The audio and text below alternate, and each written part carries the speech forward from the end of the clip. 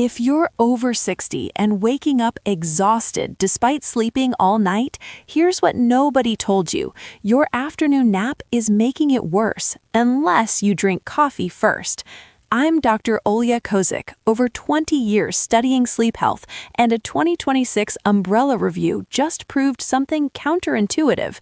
Drinking coffee right before a 20-minute nap works better than naps alone, coffee alone, or any supplement for brain fog, memory, and afternoon crashes. But naps longer than 60 minutes, the same study linked them to higher diabetes, heart disease, and obesity risk. Not because long naps cause these problems, because they're a warning sign your nighttime sleep is broken. Let me show you the exact coffee nap protocol that reversed brain fog in my 70-year-old patients, and why the timing matters more than anything you're currently doing. Why senior sleep is broken. Your circadian rhythm shifts forward with age. This isn't insomnia, it's phase advancement. Your body wants to sleep at 8 p.m. and wake at 4 a.m. Fighting this pattern creates a cascade. You force yourself to stay up until 10 p.m. because normal bedtime, then wake at 3 a.m. unable to return to sleep. You're exhausted by 2 p.m. You take a 90-minute nap, now you can't sleep at night.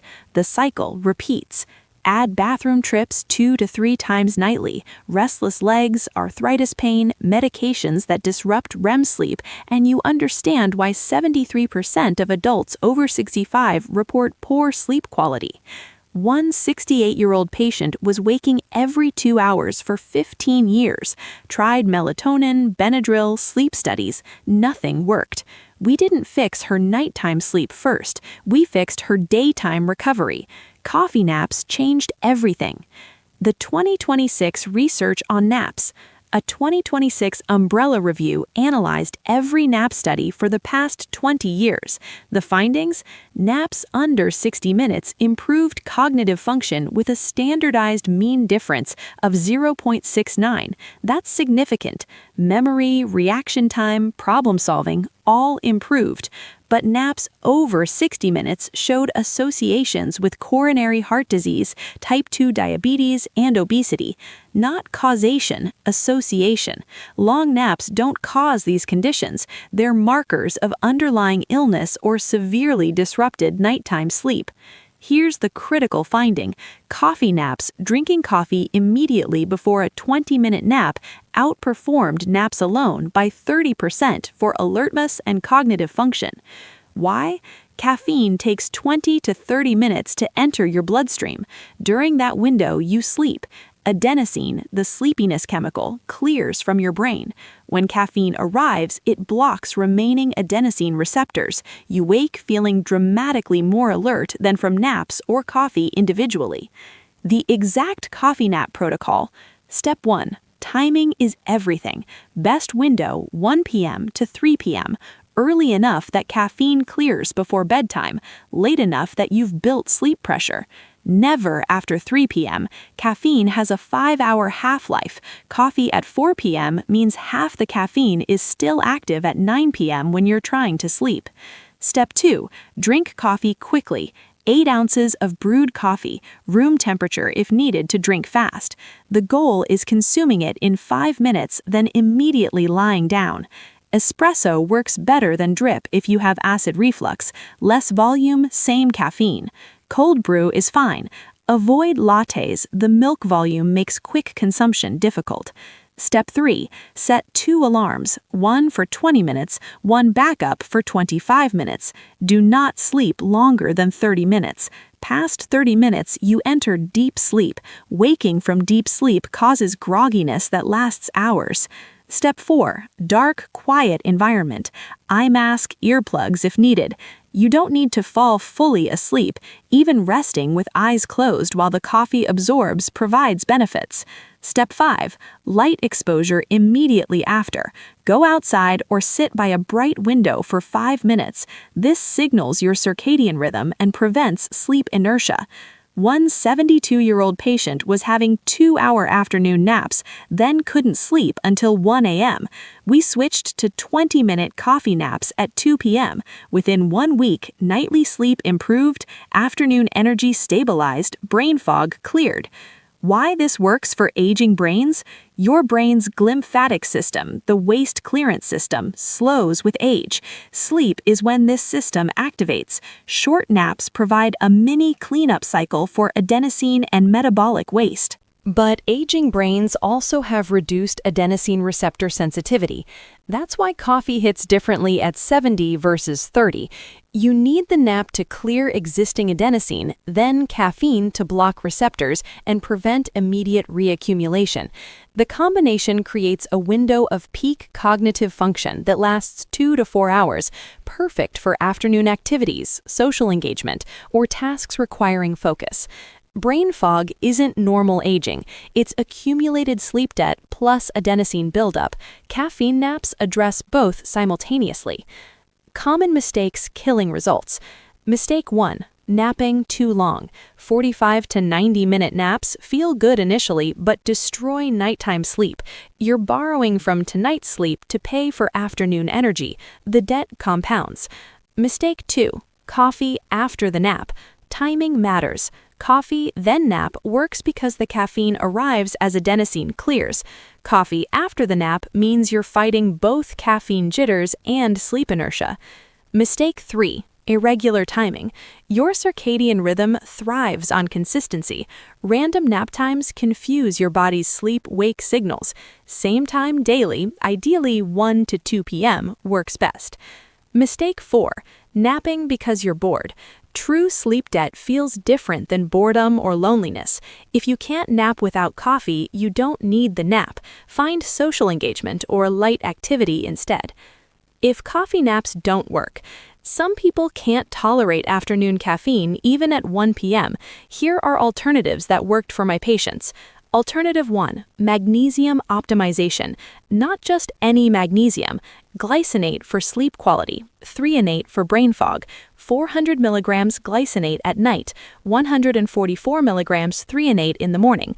One 66-year-old couldn't do coffee naps due to heart palpitations. Added magnesium glycinate. Sleep improved, nighttime bathroom trips reduced from 4 to 1 to 2, daytime energy stabilized without naps. Alternative 2. Afternoon sunlight exposure. 20 minutes outdoors between 4 and 5 p.m. This delays your circadian phase advancement slightly, helping you stay awake until a more conventional bedtime. Multiple patients reported this single change, afternoon sun exposure, improved nighttime sleep more than any supplement. Alternative 3. Exercise timing shift. If you currently exercise in evening, move it to 2 to 3 p.m. Physical activity creates adenosine. Evening exercise means adenosine peaks at bedtime, but your body hasn't cleared it yet. You feel tired but can't sleep. Afternoon exercise means adenosine clears by evening, allowing actual sleep rather than exhausted wakefulness. Alternative 4. Dietary changes. The carnivore diet comment had 92 upvotes for a reason. One patient reversed type 2 diabetes and sleep apnea simultaneously with diet change. Sleep apnea was causing the nighttime waking, not age. Inflammation disrupts sleep architecture. Anti-inflammatory eating patterns, whether carnivore, keto, or Mediterranean, consistently improve senior sleep quality. Alternative 5. Pain management. Arthritis, sciatica, fibromyalgia, pain wakes you up.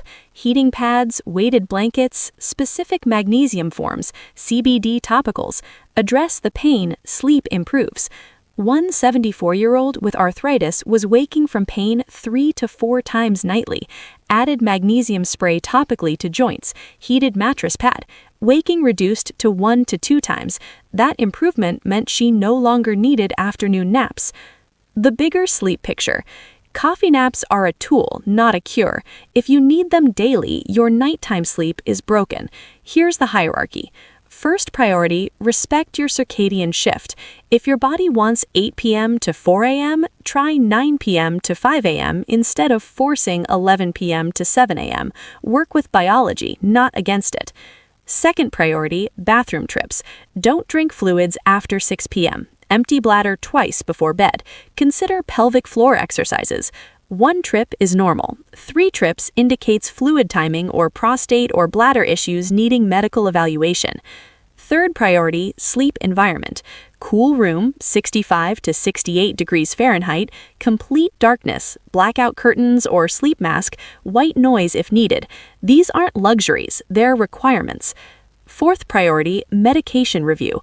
Many common senior medications disrupt sleep: beta blockers, corticosteroids, certain antidepressants. Ask your doctor about timing adjustments or alternatives. One patient was taking a diuretic at 6 p.m. Obvious problem. Moved it to 2 p.m.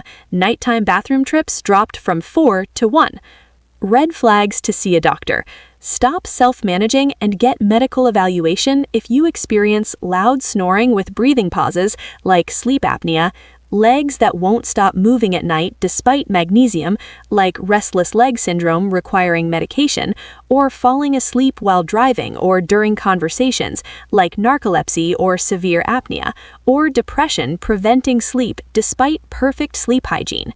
Sleep problems at 70 aren't just getting old, they're signals of underlying conditions that are treatable. Conclusion and action steps. Starting tomorrow, try one 20-minute coffee nap at 2 p.m.